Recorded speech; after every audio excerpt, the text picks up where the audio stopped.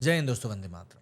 बागी का टीजर देखकर कई लोग इस तरीके से सोच रहे हैं कि यार बॉबी देओल का अब इससे बड़ा कमबैक नहीं हो सकता।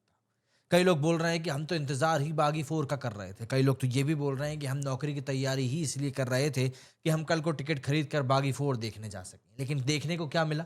सीन दर सीन कॉपी।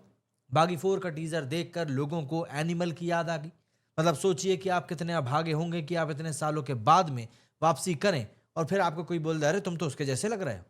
एक फिल्म चल गई तो हर कोई उसी ट्रेंड को फॉलो करने लगता है। बॉलीवुड में ऐसा अक्सर देखा जाता है।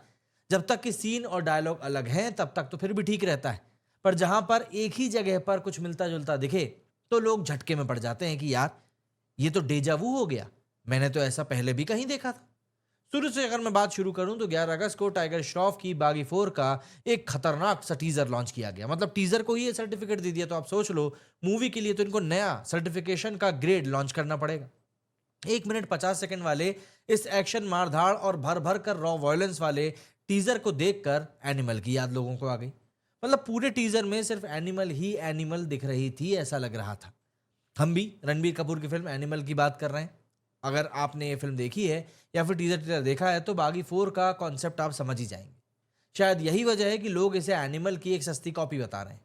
यूँ तो इस साल कई सारी मारधाड़ वाली फिल्में आई जिसमें कि एक किल भी थी जो कि काफ़ी अच्छी लगी थी। तो इन मूवीज से इसका कंपैरिजन होना ही था, लेकिन कंपैरिजन तब होता है जब आपकी कहानी अलग हो। यार यहाँ तो ऐसा लग रहा है कि यार बस कुछ अलग कर दिया है कि हाँ चलो ठीक है, कुछ नया बनाना है।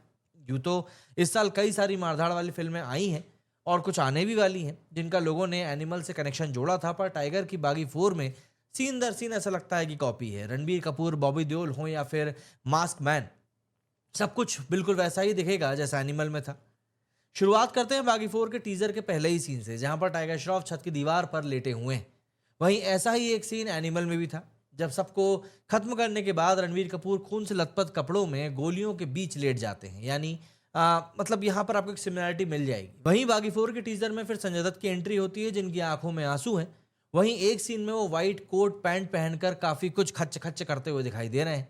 अब क्योंकि इसमें इतना ज्यादा खच्च खच्च है कि दिखाना मुश्किल हो जाता है, पर कॉन्सेप्ट ही यहाँ पर एनिमल वाला है, तो अब आप क्या कर सकते हैं। जिस अंदाज में संजय दत्त विलेन बने दिख रहे हैं एनिमल में, ठीक उसी तरह बॉबी देओल भी थे। सूट बूट पहने हुए बिल्कुल खच्च खच्च करने वाले विलन बन के बैठे हुए हैं, जिससे कुछ दिखता ही नहीं है। यूं तो टीजर बहुत छोटा है और कुछ नए सीन्स भी दिखे हैं, पर ज्यादातर वही एनिमल वाले हैं। खासकर कि जब जब फिल्म में मास्क वाले कुछ गुंडों की एंट्री की जाती, तब तब एनिमल से तुलना तो होगी ही होगी। बागी 4 के 6 सीन ऐसे हैं जिनमें कि एनिमल के सीन को हूबहू कॉपी कर दिया गया है, ऐसा लग रहा है। क्यों स्क्रीन प्ले के चक्कर में टाइगर के फिल्म के मेकर्स घिर गए हैं, यह बात वाकई में सवालों के घेरे में है। कई फिल्मों के रीमेक देखिए बनते हैं, ऐसा नहीं है कि पहली बार कुछ हुआ है, पर स्क्रीन प्ले में बदलाव के बाद लोग इसे देखने के लिए राजी हो जाते हैं। पर अगर बागी 4 के सीन्स को छोड़ भी दिया जाए तो जरा कैमरा एंगल्स पर गौर करिएगा। सीन को दिखाने के लिए ठीक उसी तरह से कैमरा एंगल रखा गया है जैसे एनिमल में था। वही हथियार, वही कॉन्सेप्ट, ड्रेस का वही स्टाइल। खास करके रणबीर कपूर के एनिमल में कुछ सीन्स हैं जहां वो बैक लुक में नजर आते हैं, खाली फ्लोर पर उस हीरो की तरह पड़े हुए। टाइगर भी कुछ इसी तरह दिखे। शायद इसीलिए लोग इसे एनिमल की एक सस्ती कॉपी बता रहे हैं। हालांकि ये मारधाड़ थिएटर्स में कितना चलती है ये जरूर देखने वाली बात होगी, क्योंकि आज की तारीख में जो व्यूअर्स हैं वो भी बहुत ज़्यादा चूजी हो चुके हैं।